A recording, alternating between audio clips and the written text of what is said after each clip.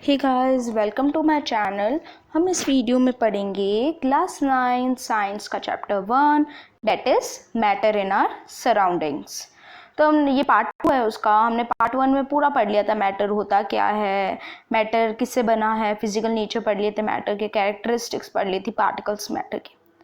अब आता है स्टेट्स ऑफ मैटर। इस वीडियो में हम उनके बारे में पढ़ेंगे, स्टेट्स ऑफ मैटर के बारे में। इसमें जो मैटर है, हमने इतना पढ़ लिया था मैटर होता है कि हम जितनी भी अपने आसपास चीज़ें देखते हैं वो मैटर है। तो हम जो अपने आसपास चीज़ें देखते हैं वो 3 स्टेट्स में डिवाइड है। मतलब मैटर में भी 3 स्टेट्स में है। एक आता है सॉलिड, लिक्विड और गैस। ये हम बोल सकते हैं 3 टाइप्स हो गए मैटर के। तो हम इस वीडियो में इनकी प्रॉपर्टीज और कैरेक्टरिस्टिक्स के बारे में पढ़ेंगे। Let's get started. फर्स्ट आता है the solid state. Solid state में सिंपल सा बता दूँ तो हम एक पेन ले लेंगे, book, needle, piece of thread. अगर हम इन सब में नोटिस करेंगे तो हम ये करेंगे कि इनकी जो चीज़ें हैं, ये एग्जाम्पल है सॉलिड्स के, इनमें हम क्या नोटिस करते हैं कि ये डेफिनेट शेप है। इनका मतलब शेप चेंज नहीं होता है, ये सिमिलर ही रहता है। डिस्टिंक्ट बाउंड्रीज मतलब कि जो इनकी बाउंड्रीज है वो बार बार चेंज नहीं होती है, एक ही रहती, कहीं भी रखे तो इससे। और एक फिक्स्ड वॉल्यूम, इसका वेट भी चेंज नहीं होता। और कॉम्प्रेसिबिलिटी बिल्कुल नहीं होती इनमें, मतलब दबाव। ये सब जिन चीज़ों में नहीं होता वो क्या होते हैं, सॉलिड होते हैं। सॉलिड जैसे कि वुड वगैरह ले ले एग्जाम्पल, तो सॉलिड के अंदर इतनी टेंडेंसी होती है कि वो अपना शेप मेंटेन कर सके जब आउटसाइड फोर्स आए। जैसे कि वुड को जब हम एक्स से काटते तो इजीली तो ना कट जाता है, बहुत एक्सेसिव फोर्स लगाते हैं, जब वो टूटता है फिर अपना शेप चेंज करता है, ऐसे नहीं करता। तो ये कह सकते हैं कि जो जब एक्सेसिव फोर्स आता है, जब भी सॉलिड अपना शेप क्या करता है, चेंज करता है। मतलब फिर भी इनका शेप बहुत डिफ़िकल्टी से चेंज होता है, डिफ़िकल्ट होता है चेंज करना उनका शेप, इसलिए हम उन्हें क्या कहते हैं, रिजिड कहते हैं। सो दे आर रिजिड, मतलब हार्ड बहुत ज़्यादा। तो हमने ये सॉलिड का पढ़ लिया। इसमें जितने भी क्वेश्चन आंसर्स है ना, ये मैं करवा दूँगी, ये सब मैं एक वीडियो बनाऊँगी उसमें करवा दूँगी, एक्सप्लेन कर दूँगी। अब आता है द लिक्विड स्टेट।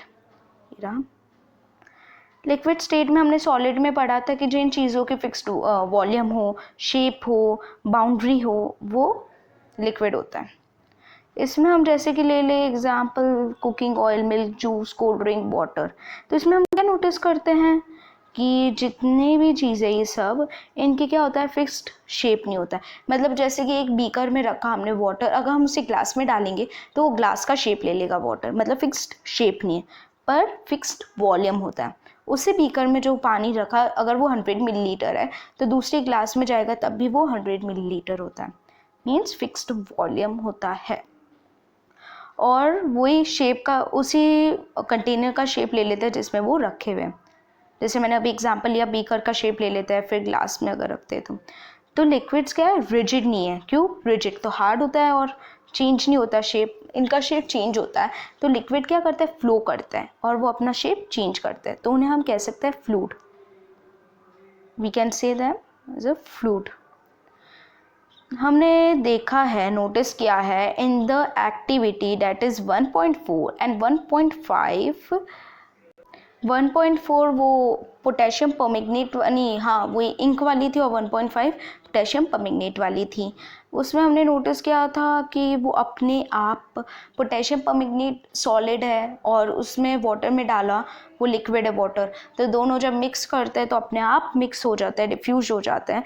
तो इससे ये शो होता है कि जो सॉलिड और लिक्विड है वो किस में डिफ्यूज़ होता है, लिक्विड में डिफ्यूज़ होता है। डिफ्यूज़ का मतलब है कि इंटरमिक्स जो पार्टिकल्स होता है अपने आप बिना हमें हिलाए वो डिफ्यूज़ होता है, तो वो लिक्विड्स में डिफ्यूज़ होता है। जो गैसेस होते हैं, एटमॉस्फेरिक गैसेस जैसे कि ऑक्सीजन वगैरह, तो वो भी एक्वेटिक एनिमल्स, वो वाटर में आती है, डिफ्यूज़ होती है वाटर के साथ, इसलिए तो एक्वेटिक एनिमल्स ब्रीथ कर पाते हैं जिसमें ऑक्सीजन वगैरह होता है। It's very essential for aquatic animals, ठीक है। अब आता है next, all living creatures need to breathe for survival. हर लिविंग क्रीचर्स को सर्वाइवल के लिए ब्रीथ करना पड़ता है। जो एक्वेटिक एनिमल्स होते हैं वो ब्रीथ कर पाते हैं under water due to the presence of oxygen. Oxygen क्या है, गैस है, तो ये भी डिफ्यूजन हो रहा है, ये हम पढ़ेंगे आगे गैस के बारे में। तो हम कह सकते हैं कि जो सॉलिड, लिक्विड और गैस है वो डिफ्यूज किस में होता है, लिक्विड्स में होता है। डिफ्यूज़ का मतलब तो पता है ना, हाँ, जो हमने आगे पढ़ा भी था डिफ्यूज़ का। तो जो रेट है डिफ्यूजन का वो लिक्विड्स में हायर होता है as compared to solids. Solids में अगर लिक्विड से कंपेयर करें तो लो होता है डिफ्यूजन का। इसलिए तो मतलब गैस भी, सॉलिड और गैस दोनों लिक्विड में डिफ्यूज़ कर सकती है, जबकि सॉलिड में गैस और लिक्विड डिफ्यूज़ नहीं करती। क्यों होता है ऐसा? क्योंकि जो एज़ कम्पेयर टू सॉलिड जो डिफ्यूजन रेट है ना वो लिक्विड की ज़्यादा है। ऐसा क्यों है? क्योंकि जो पार्टिकल्स है लिक्विड के वो मूव करते हैं फ्रीली मूव करते हैं, और उनके पास ग्रेटर स्पेस होती है, उनके जो पार्टिकल्स होते हैं उनके बीच में ज़्यादा स्पेस होती है एज़ कम्पेयर टू सॉलिड के पार्टिकल्स में। अगर हमने पहले भी क्लासेस में पढ़ा है कि पार्टिकल्स में ज़्यादा स्पेस नहीं होती है जितने लिक्विड में होती हैं। जैसे कि ये सॉलिड है, सॉलिड में ये नज़दीक होते हैं, जबकि लिक्विड में ये दूर होता है, इधर एक दूसरे से दूर होता है, स्पेस होती है, इसलिए वो डिफ्यूज़ इजीली कर पाते हैं। अब आता है गैशियस स्टेट।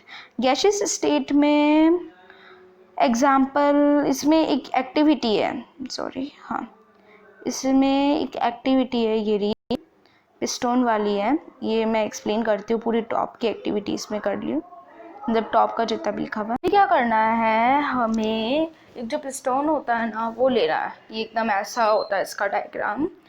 ये लेने के बाद इसमें आगे रबर कोक डाल देना, पहले इसमें सैंड भर देनी है, solid, that is solid sand डाल देना है, और आगे रबर कोक डाल देना है। उसको नीचे की तरफ पुश करना है, इस वाले को पार्ट को नीचे की तरफ पुश करना है।